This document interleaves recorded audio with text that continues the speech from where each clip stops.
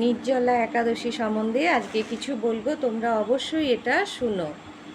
তো একদিন যুধিষ্ঠির শ্রীকৃষ্ণকে বললেন যে আমি একাদশী সম্বন্ধে আমরা কিছু শ্রবণ করতে চাই।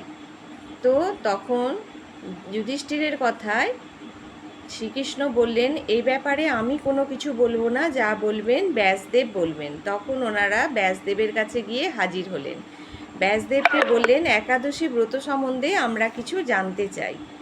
এটা শুনে ব্যাসদেব বললেন, একাদশী ব্রত পালন করলে অনেক কিছু পাপ থেকে আমরা মুক্তি পাই। একাদশী ব্রত পালন না করলে আমাদের অনেক কিছু পাপ, যেটা আমাদের সমস্তটা সহ্য করতে হয়। একাদশী ব্রত পালন করলে আমরা স্বর্গ লাভ করতে পারি এবং আমরা দিব্যধাম লাভ করতে পারি।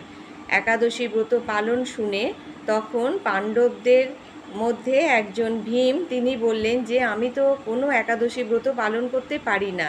ভ্রাতা যুধিষ্ঠির, নকুল, সহদেব, অর্জুন, মাতা কুন্তী, দ্রৌপদী সকলে কিন্তু একাদশী ব্রত পালন করে থাকে, কিন্তু আমি এই ব্রত পালন করতে পারি না, কারণ আমার পেটের মধ্যে বৃক্ষ নামে অগ্নি আছে। আমি অল্প খিদে সহ্য করতে পারি না, অল্প খাবারে সন্তুষ্ট হই না। আমার প্রচুর খিদে পায়, প্রচুর খাবারের প্রয়োজন হয়। তাই এমন কিছু ব্যাসদেব বলুন আপনি, যেন আমি দিব্যধাম লাভ করতে পারি। এই শুনে তিনি বললেন, কলিযুগে সহজভাবে একটা আছে, সেটা হলো জ্যৈষ্ঠ মাসে শুক্লা একাদশী তিথিতে নির্জলা উপবাস করে যদি কেউ এই একাদশী ব্রত পালন করে, শুধু আচমন করা যাবে, জল পর্যন্ত খাওয়া যাবে না। এই একাদশী পালন যদি কেউ করতে পারে, তাহলে যতগুলো একাদশী আছে বছরে, সেই একাদশীর ফল এই নির্জলা একাদশী পালন করলে পাওয়া যায়।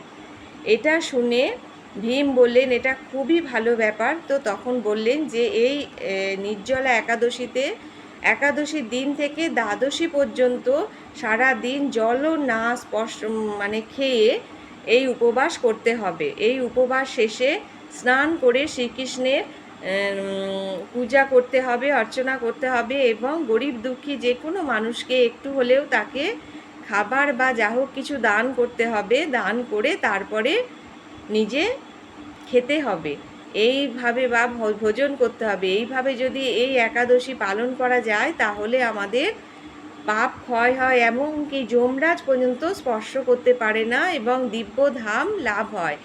এই কথা শুনে ভীম সেই দিনের থেকে নির্জলা একাদশী শুরু করেন, এবং যে কোনো সাধারণ মানুষ কলিযুগে যদি এই নির্জলা একাদশী ব্রত পালন করে থাকেন, তাহলে ওই ফল লাভ করা যায়।